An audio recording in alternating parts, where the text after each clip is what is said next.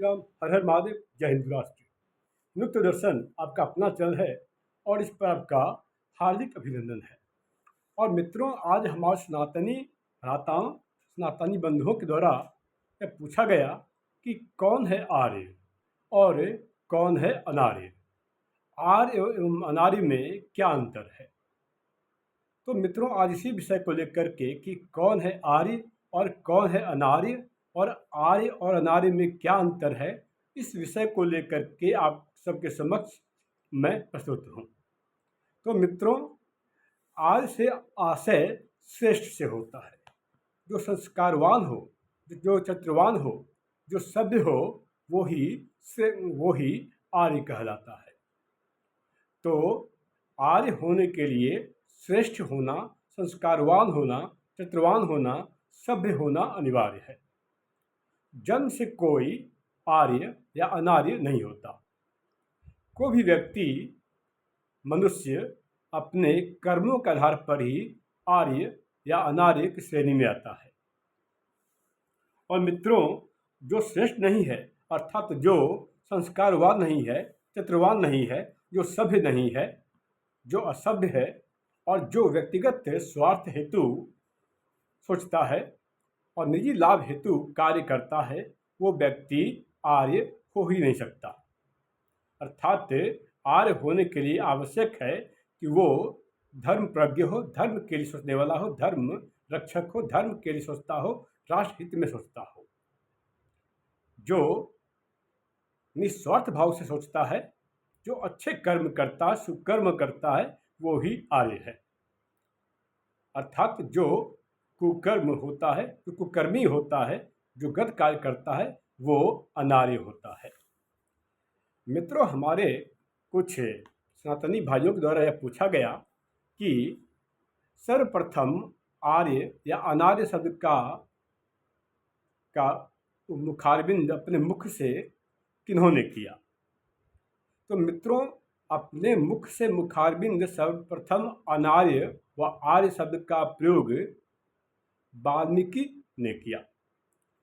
वाल्मीकि वो थे जो मर्यादा पुरुषोत्तम श्री रामचंद्र के समकालीन थे। और ये वाल्मीकि वही वाल्मीकि हैं जिन्होंने रामायण की रचना की। और रामायण में जब उन्होंने तब अनार्य शब्द का प्रयोग किया था, जब कैकेयी के द्वारा, महाराजा दशरथ के द्वारा दिए गए वचनों के एवज में इन्होंने एक अनुचित मांग किया था।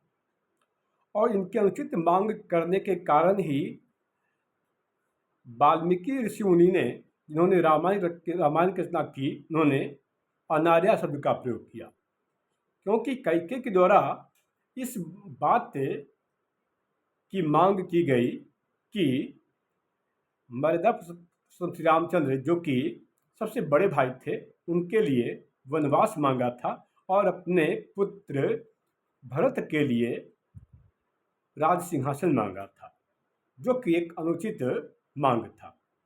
इसी कार्य के करने के कारण, ऐसे कुकृत्य के कारण ही वाल्मीकि जी ने उन्हें, अर्थात माता कैकेयी को, अनार्य शब्द कहकर संबोधित किया था। और मित्रों, इस बात से स्वतः प्रमाणित हो जाता है कि आर्य और अनार्य शब्द का संबंध जाति से नहीं है।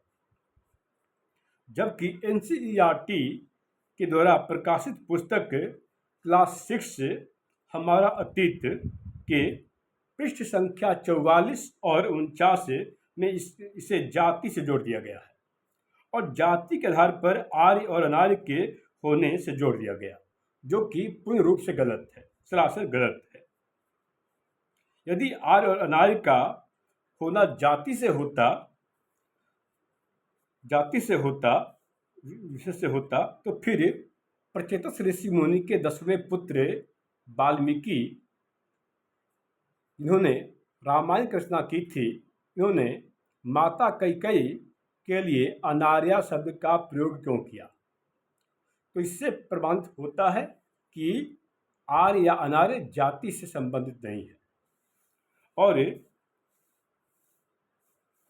सभी को यह मैं बता दूं, पहले से बताता आया हूँ कि एनसीईआरटी अपने स्थापत्य काल से ही ऐसे कुकृत्य में लगी हुई है और एनसीईआरटी के द्वारा इस्लामिक संगठन ईसाई मिशनरियाँ भी इस कार्य में बहुत पहले से लगी हुई है और बड़े पैमाने पर लगी हुई है। और मैंने यह भी बताया था कि एनसीईआरटी 110 से ज़्यादा जगहों पर इस महाभारती आर्यावर्त जम्बूद्वीप के सुनहरे उज्ज्वल गौरवमयी इतिहास को धूल दूषित करके रखने का कार्य कर रहा है। एनसीईआरटी की स्थापना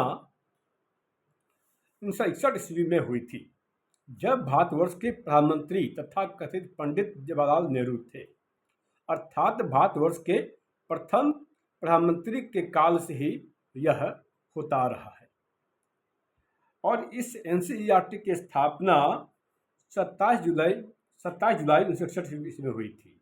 27 जुलाई 1961 ईस्वी में हुई थी और तब से ही एनसीईआरटी अपने स्थापत्य काल से ऐसे कुकर्मों को अंजाम दे रही है, ऐसे कुकृत्य को अंजाम दे रही है।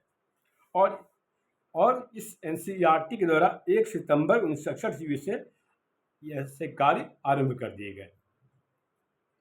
तो मित्रों, व्यवहार या कर्मों के आधार पर, अर्थात जब व्यवहार ठीक न हो, कर्म ठीक न हो, कर्म अच्छे न हो, तो उस आधार पर ही दुर्योधन, दुःशासन, शकुनी, धृतराष्ट्र और अश्वत्थामा भी अनार्य के श्रेणी में आते हैं, क्योंकि इनके व्यवहार ठीक नहीं थे।